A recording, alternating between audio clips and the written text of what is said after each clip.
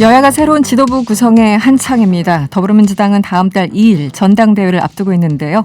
지금까지 송영길, 우원식, 홍영표 의원이 당대표 경선에 출사표를 던졌습니다.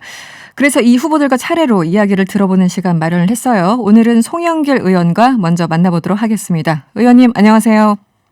네, 안녕하십니까. 송영길입니다. 네, 이번에 당대표 도전이요. 무려 3번째입니다. 네. 이렇게 3번이나 출마를 결심한 이유 좀 여쭤보고 싶은데요. 제가 문재인 정부 출범 때 대통령 후보 총괄 선대 본부장을 맡아서 문재인 대통령 당선에 기여했습니다. 네. 그런 사명감으로 문재인 대통령을 성공적으로 마무리시키고 4기 민주정부 수립에 사명을 감당하고자 출마하게 되었습니다. 네. 과거 1차, 2차 당대표에 도전하실 때와 이번에 이제 도전하시는 것과 뭔가 어떤 성격, 이유가 좀 달라졌습니까? 그렇습니다. 지금은 이제 집권 말기이기 때문에 상당히 위기 상황이고 또 네. 정권 재창출이라는 그런 참 어려운 과제를 맡아야 된 거기 때문에 훨씬 위기 돌파형 리더십이 요구된 때가 아닌가 생각합니다. 위기 돌파형 리더십. 지금 뭐 재보선 실패 이후에 여러 가지 당내 목소리가 나오고 있습니다. 뭐 원인 분석에 대해서도 다양한 의견들이 있는데요. 지금 앞으로 가장 큰 과제, 지금 말씀하신 내년 대선까지 가장 큰 과제는 뭐라고 생각하시나요?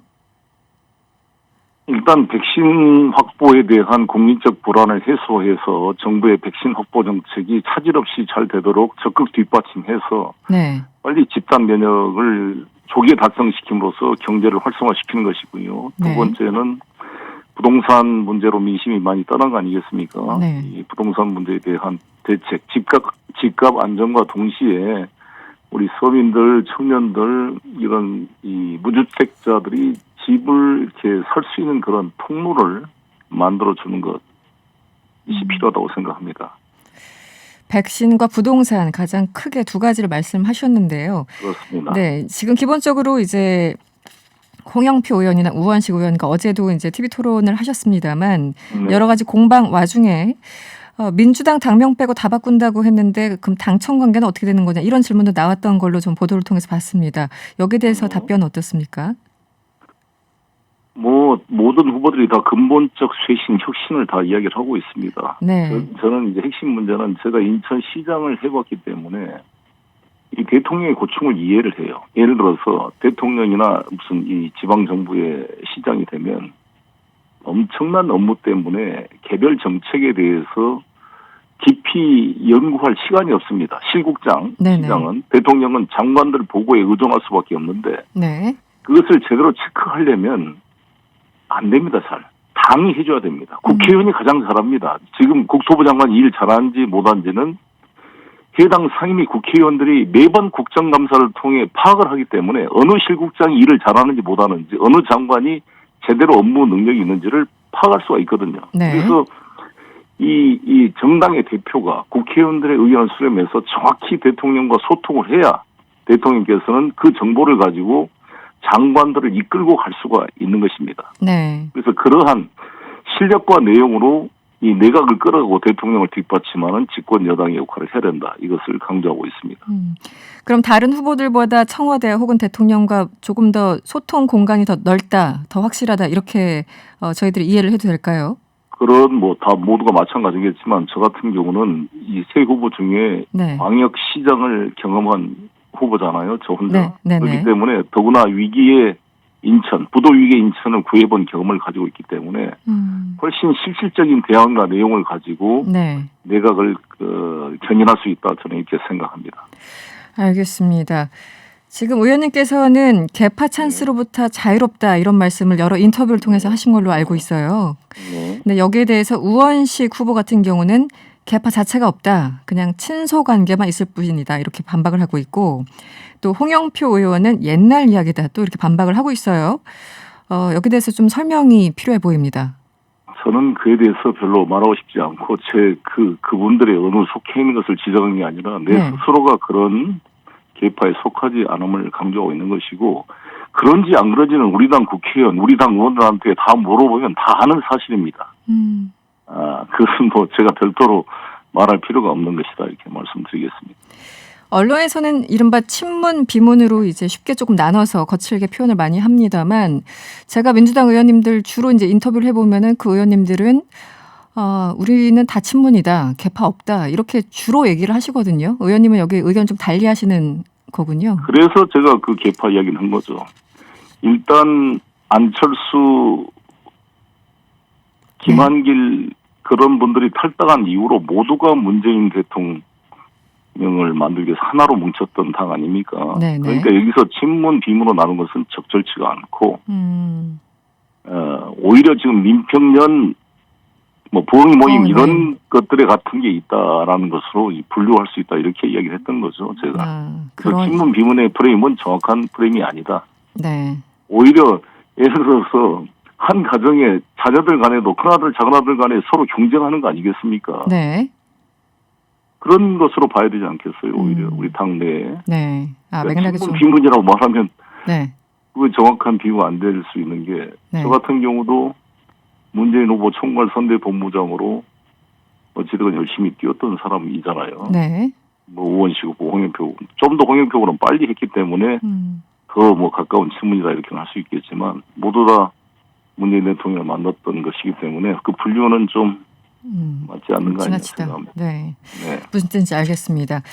얼마 전에 원내대표로 윤호중 의원이 결국은 선출이 됐습니다. 그 일각에서는 이 원내대표를 당대표의 약간의 일종의 어떤 선행지표 이렇게 보시는 분도 계시고 이게 투표권을 가진 사람이 당내 의원들과 또 당원들은 약간 결을 달리할 수 있기 때문에 그렇게 맥락이 좀 통하지 않을 수도 있다. 여러 가지 해석이 분분한데요. 의원님은 어떻게 보십니까? 네, 저는 윤호중 원내대표는 30년이 넘는 동지자 친구이고요. 네. 뭐 부부간에도 친구이고 그렇습니다. 그래서 저는 윤호중 대표가 되고 제가 당대표가 된다면 50대 지도부가 만들어진 의미가 있다 이렇게 생각합니다. 지금 홍영표 우원식 후보는 60대 중반이잖아요. 네. 저 같은 경우는 저희들은 50대로서 좀 더 뭐 젊고 역동적인 지도부를 만들 수 있을 것이다 이렇게 생각합니다. 네. 알겠습니다. 부동산 얘기 이제 구체적인 정책에 대해서 좀 여쭤보도록 하겠습니다. 먼저 가장 부동산 정책에 지금 당대표가 된다면 가장 먼저 좀 추진하고 싶은 변화를 주고 싶은 부분이 어떤 대목인가요? 일단 우리 정부가 이사 대책을 만들었잖아요. 네. 80만 호 이상을 이제 주택을 공급하는 강력한 공급 정책을 만들었는데 이것이 차질 없이 시행되도록 주입받침하는 게 가장 중요하다고 봅니다. 근데 동시에 이제 주택 공급 정책을 하더라도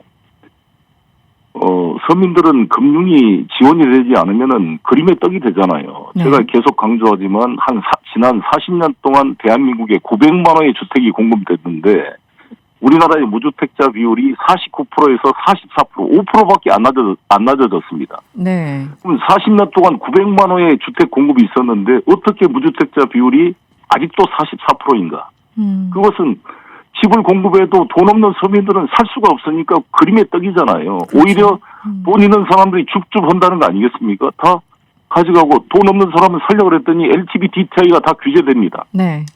오히려 LTV DTI가 규제되니까 은행들은 땅 짓고 헤엄쳐요. LTV DTI 40, 60% 하면은 은행이 돈을 떼일 염려가 없잖아요. 네. 알아서 정부에서 리스크 관리를 해준 꼴이 되니까 오히려 은행만 앉아서 그냥 떼돈을 벌고 있는 이런 구조인데 제가 주장하는 것은 생애 첫 주택을 구입하는 그런 사람들에게는 뭔가 이것을 LTV DTI를 풀어줘서 집을 가질 수 있게 해줘야 될 거 아니겠습니까? 집값이 오르니까 해주지 말아라. 그러면 물가 상승되니까 임금 인상하지 말자는 논리가 똑같은 거 아니겠습니까? 선호가 바뀌는 것이다. 즉 실수요자들이 집을 가질 수 있는 통로를 열어주고 집값 상승 문제는 공급 대책과 다양한 방법으로 통제하는 능력을 보여야 된다. 그것이 제가 송영길의 누구나 집 프로젝트가 그거를 보완할 수 있다 이것을 강조하고 있습니다. 이 주택담보대출 비율을 90%까지 높이는 방안. 그런데 여기에 대해서 이제 다른 후보들은 박근혜 정부 시절에 소위 말하는 이제 최경환 당시 부총리가 생각나는데요. 이 빚내서 집 사라 그거랑 뭐가 다르냐 또 이렇게 역공을 펼치고 있는 걸로 알고 있습니다. 여기에 대해서는 어떻게 답변을 해주시겠습니까? 그런 논리면은 네. 돈 없는 사람은 평생 집 사지 말고 너희들은 전셋집이나 전전해라 이런 말과 똑같을 수 있는 거죠. 역으로 말하면. 투기형 그러니까 계속 집을 샀다 팔았다 하는 사람들은 통제해야죠 당연히. 네네. 그러나 생애 첫 주택을 갖는 찬스만큼은 부여를 해야 되는 것이고 또 장기 모기지로 90%를 할 수가 있고 네. 투기 지역 대상마다 차등을 둘 수 있기 때문에 충분히 저는 뭐 딱 90% 제가 고정한다는 말이 아니라 네네네. 뭔가 실현 가능하도록 지역에 따라 또 지방 같은 데는 좀 더 높여줄 수 있는 거 아니겠습니까? 기본적으로 전제가 당 대표가 되면 네네. 어차피 혼자 하는 게 아니기 때문에 집권 네. 여당 대표로서 국토부와 긴밀히 협의를 하겠습니다. 정부하고. 그래서 대통령께서도 실수요자 대책을 세워라 이렇게 말씀하셨기 때문에 네. 그 액수는 뭐 여러 가지 뭐 약간 70, 80, 유동적이지만 여러 될 수 있겠지만 네네. 실수요자들에 대한 대책 문제를 같이 고민하겠습니다. 알겠습니다. 오늘 김병호 의원이요. 종부세법 개정안을 대표 발의했죠. 9억 원에서 12억 원으로 올리겠다. 뭐 기본적인 취지가 이런 건데요. 여기에 대해서는 어떤 입장이세요? 글쎄요, 저는 제가 대표가 되면 신중히 검토를 해보겠습니다. 지금 이제 집값이 오르다 보니까 9억 네. 이상자가 1%에서 3.8%까지 늘었다 그럽니다. 네. 서울 지역은 한 16% 해당된다 그러는데.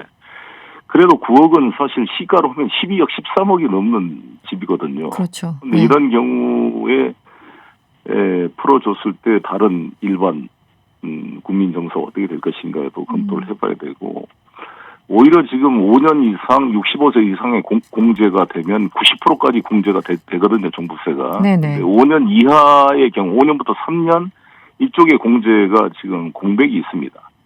그런 부분을 검토하는 것도 같이 좀 논의를 해봐야 된다고 생각합니다. 네. 좀 다른 질문을 드리겠습니다. 당대표 출마 선언을 하시면서 무능한 개혁을 유능한 개혁으로 또 내로남불을 언행일치로 만들겠다 이렇게 말씀하셨는데요. 좀 구체적으로 어떤 부분을 문제 제기하시는 걸까요? 가장 큰 게 부동산 아니겠습니까? 네. 부동산 임대차 3법을 우리가 만들어 놓고 입법 발의한 의원이 실제로 그를 어떤 그 이익에 편승하는 걸 했다든지 또 청와대 한 뭐 핵심 고인사가 간부가 네네. 모인사가 현금을 놔두고 전세금을 올리고 이런 것이 되면서 완전히 내로남불로 보여진 거 아니겠습니까? 네.